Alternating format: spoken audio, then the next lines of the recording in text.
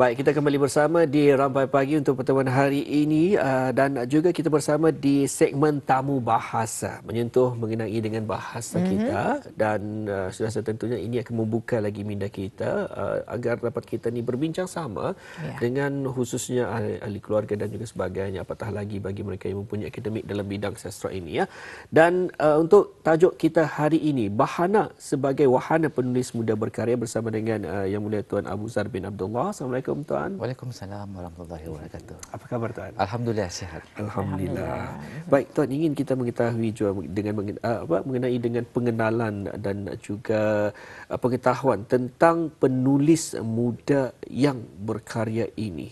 Bermulanya Ruangan Suara Penulis Muda. Baik, terima kasih. Bismillahirrahmanirrahim. Assalamualaikum warahmatullahi wabarakatuh. Pertama sekali saya ingin mengucapkan berbanyak-banyak ribuan terima kasih kepada Rampai Pagi kerana berkesudian menjemput saya hadir pada pagi ini dalam ruangan tamu bahasa. Sebelum menjelaskan dengan lebih lanjut, ingin saya terangkan sedikit mengenai dengan majalah Bahana. Majalah Bahana adalah sebuah majalah sastra yang diterbitkan oleh Dewan Bahasa dan Pustaka melalui bahagian sastra dan majalah. Terbitan sulungnya pada pada bulan Jun 1966.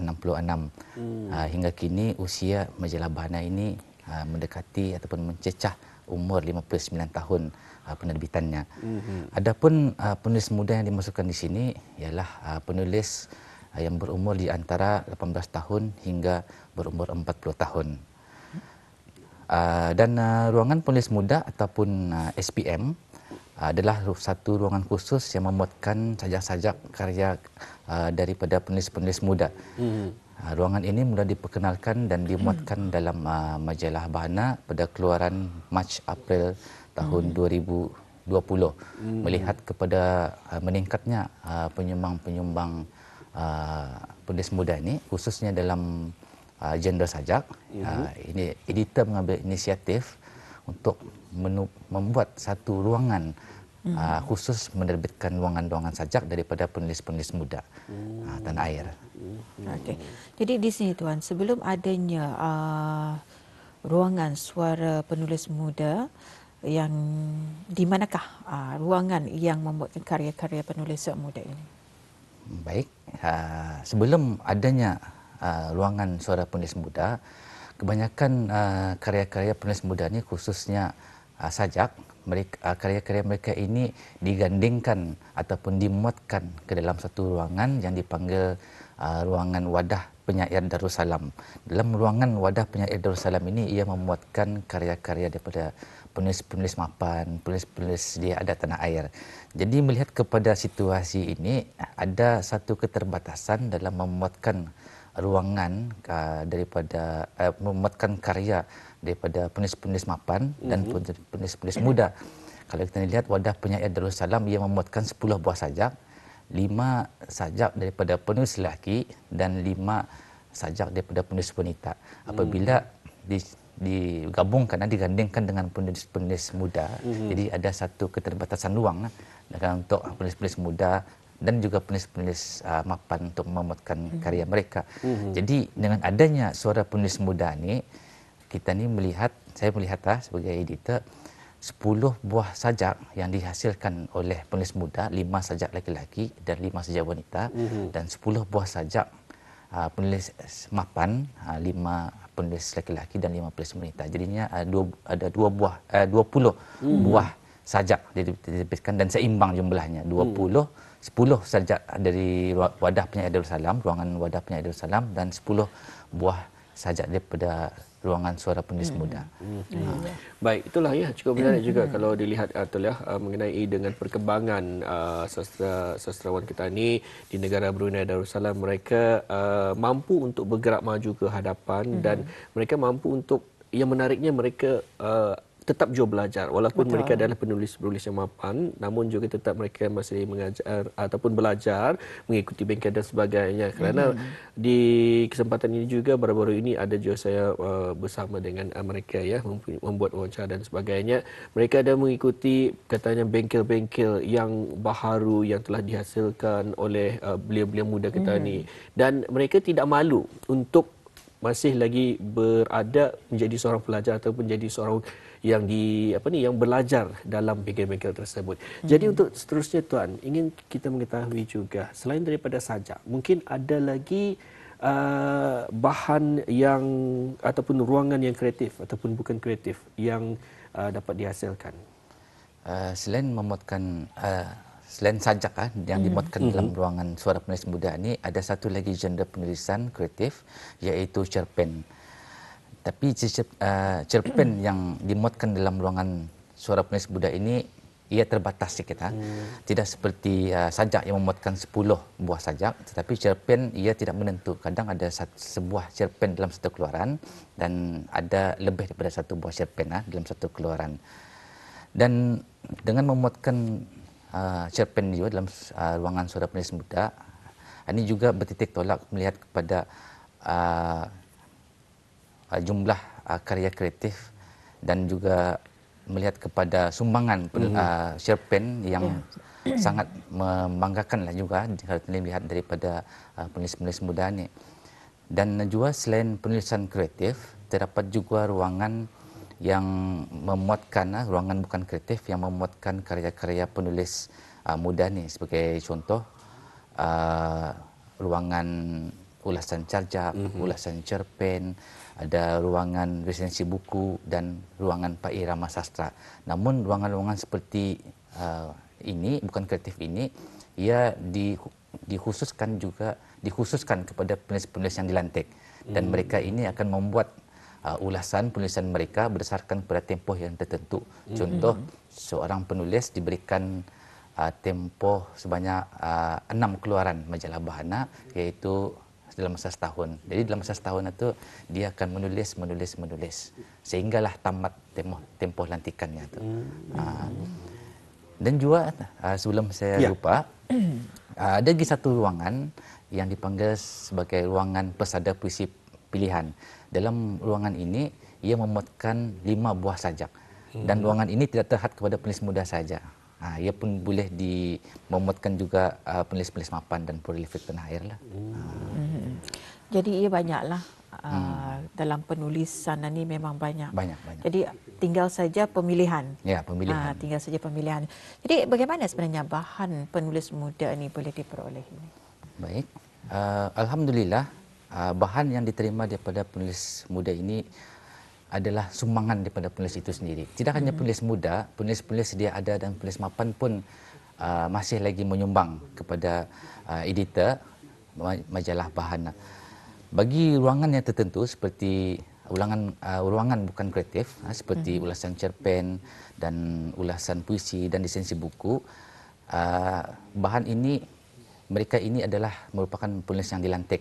Dan secara tidak langsung mereka akan secara berterusan mengantar bahan mereka kepada editor majalah Bahana sehingga tamat tempoh latihan mereka tu.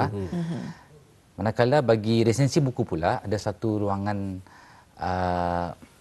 ulasan buku, berbeza dengan ruangan yang lain kerana ruangan resensi buku ini ia hanya mengulas sebuah naskah buku dalam tempoh ataupun dan diterbitkan dalam satu bulan yang tertentu.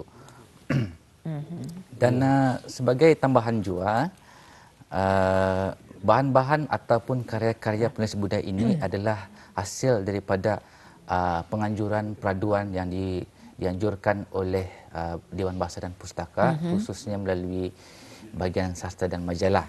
Sebagai contoh, peraduan menulis cerpen dan kritikan sastra. Esei ataupun cerpen yang tidak memenangi peraduan ini, bahan mereka akan diterbitkan ke dalam majalah Bahana setelah menjalani proses penilaian sama ada ia sesuai ataupun tidak sesuai untuk diterbitkan. Dan juga melalui pengungkaian bengkel juga yang meliputi pelbagai genre kreatif dan bukan kreatif seperti sajak, cerpen, skrip drama, novel ataupun esei ilmiah juga merupakan satu jalur untuk editor di majalah Bahana untuk mendapatkan bahan daripada penulis-penulis muda ini. Dan yang terakhir, sebagai langkah berterusan sehingga kini editor majalah Bahana juga membuat pendekatan dan inisiatif untuk menghubungi penulis-penulis muda ini, tidak kira penulis muda ataupun penulis mapan, untuk sama-sama ataupun untuk terus menyumbang karya mereka ke dalam majalah Bahana dari semasa ke semasa. Baik, di kesempatan ini juga Tuan ya, berkesempatan pihak Tuan ada menghantarkan juga gambar ataupun foto-foto berkaitan dengan tajuk kita pada hari ini, dan baru sebentar tadi kita ada menyaksikan bicara sastra Brunei, dan untuk di kesempatan ini mungkin dapat dijelaskan Tuan mengenai dengan gambar-gambar ini. Ini adalah ruangan Pairama Sastra. Ruangan Sastra. ini adalah ruangan yang memaparkan tentang kegiatan-kegiatan ataupun aktiviti-aktiviti sastra yang berlangsung baik di Dewan Bahasa dan Pustaka ataupun di luar Dewan Bahasa dan Pustaka. Dan penulis tersebut yang menyumbangkan rencana tersebut adalah penulis-penulis muda. Kalau ini esei. Dan ini adalah esei juga disumbangkan oleh penulis muda. Penulis muda kita. Penulis muda. Ada Dan lagi. juga seterusnya persada ini puisi yang saya sebutkan tadi, persada puisi pilihan yang memuatkan 5 buah sajak dan dihasilkan oleh penulis muda juga. Nah, ini juga ruangan Pairama Sastra yang dihasilkan oleh mahasiswa-mahasiswi dari Universiti Brunei Darussalam yang mengambil jurusan sastra. Okey. Dan ada cerpen. Nah, ini cerpen juga hasil daripada penulis muda. Baik, ada je yang bertanyakan ni Tuan mengenai dengan cerpen ini. Adakah ianya ada dimuatkan di dalam sebuah buku ataupun di mana untuk mereka dapat membaca cerita-cerita cerpen-cerpen ini? Ataupun puisi-puisi yang ada. Cerpen-cerpen ini boleh mereka baca ataupun dapatkan dari majalah Bahana. Selain itu juga Dewan Bahasa dan Pustaka dah menerbitkan karya-karya menerbitkan cerpen-cerpen hasil daripada penulis-penulis muda kita, yang boleh didapati di kedai buku Dewan Bahasa dan Pustaka. Baik, muda mereka ini adakah mungkin dapat dijelaskan Tuan, adakah mereka lama bertapak juga mungkin 2-3 tahun ataupun ada juga yang baru-baru sahaja mengikuti menghantar keratan-keratan ataupun karya sastra mereka? Ada yang sudah lama menjadi penulis muda kerana mereka sedari awal apabila semasa pengajian di Universiti Darussalam, mereka mula berjinak untuk mengantar karya mereka ke Dewan Bahasa dan Pustaka, khususnya melalui majalah Bahana. Dan juga ada sebahagian daripada penulis-penulis muda ini yang baru berjinak-jinak dengan mengantar karya mereka ke majalah Bahana juga. Hasil daripada peraduan dan pengungkayahan bengkel. Okey. Tadi Adi pun ada lagi cerpen ya. Cerpen, kemudian ada sajak. Kita ada sajak. Mungkin dapat dijelaskan Tuan mengenai dengan ulasan puisi ini. Ulasan puisi ini sebenarnya ruangan ini ruangan persada puisi pilihan yang menerbitkan 5 buah sajak daripada penulis-penulis mapan tanah air. Kemudian akan diulas oleh seorang penulis muda. Apakah makna tersurat dan tersirat, apakah yang ingin disampaikan oleh penulis tersebut. Ia akan diulas oleh seorang penulis muda.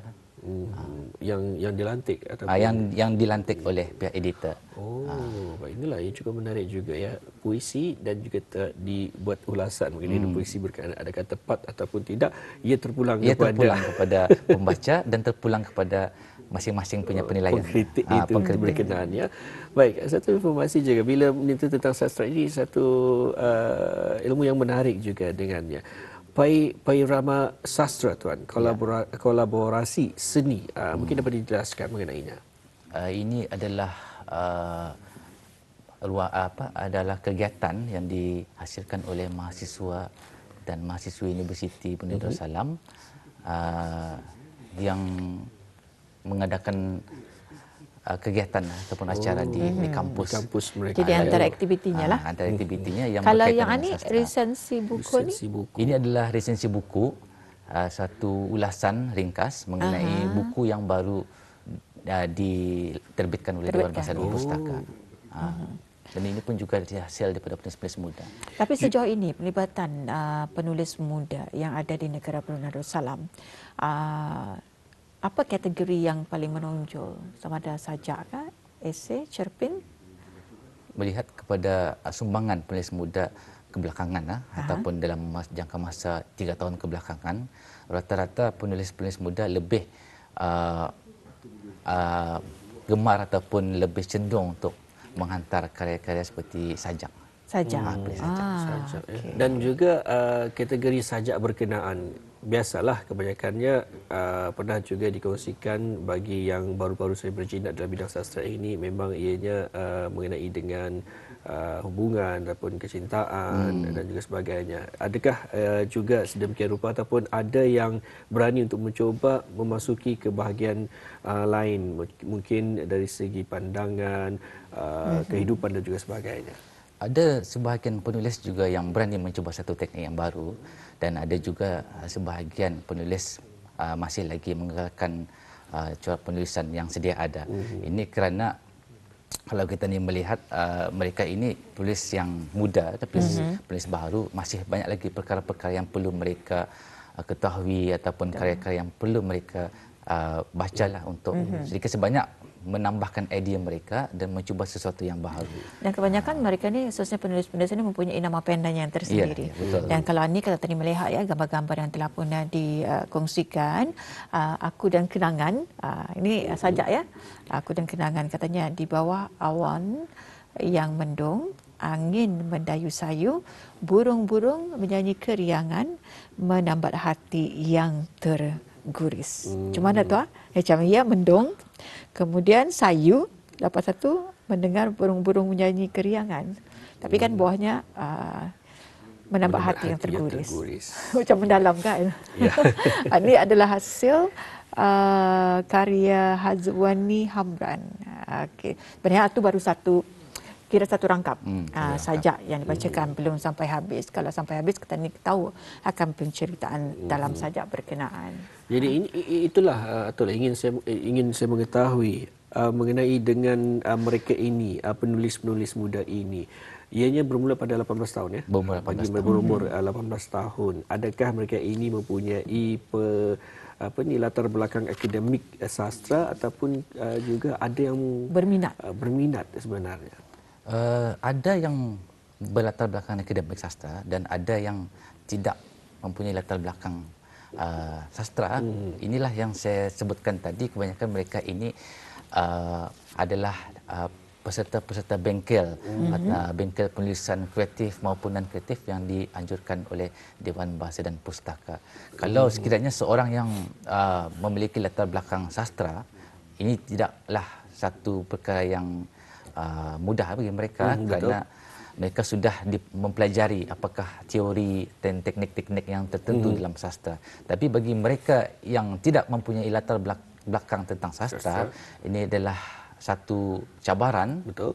Ya, kerana mereka perlu lagi mendalami dan membaca karya-karya sastra, baik daripada penulis tanah air maupun daripada penulis luar. Dan saya percaya juga pihak Tuan juga insya-Allah akan membantu mereka ini ya.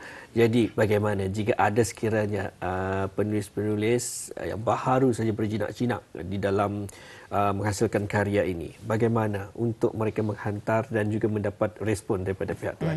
Serta harapan Tuan lah. Dalam kesempatan ini, saya menyuruh dan mengalu-alukan kepada penulis-penulis muda tanah air, baik penulis mapan maupun juga kepada penulis-penulis yang ingin berjinak-jinak menghantarkan karya mereka untuk sama-sama menyumbang bahan karya penulisan kreatif kita ke editor majalah Bahana. Karya kita bolehlah dihantar sama ada secara terus ke meja editor ataupun melalui pos ke alamat editor majalah Bahana, tingkat 3, bahagian sastra dan majalah, Dewan Bahasa dan Pustaka, Kementerian Kebudayaan, Belia dan Sukan, Lapangan Terbang Lama Brakas, BB 3510, ataupun menghantar karya kita melalui email di alamat editor.bahana@dbp.gov.bn atau di alamat editor.bahana@gmail.com.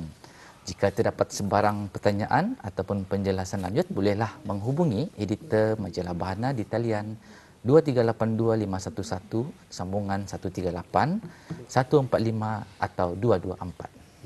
Ya, alhamdulillah ya. Dengan penerangan dari segmen yang kita bawakan pada hari ini, segmen tamu bahasa, iaitu Bahana sebagai wahana penulis muda berkarya. Jadi ribuan terima kasih kami ucapkan kepada tetamu undangan kita, iaitu Tuan Abu Zar bin Abdullah, iaitu selaku pengarang. Sampai kita jumpa lagi Tuan. Assalamualaikum. Waalaikumsalam warahmatullahi wabarakatuh.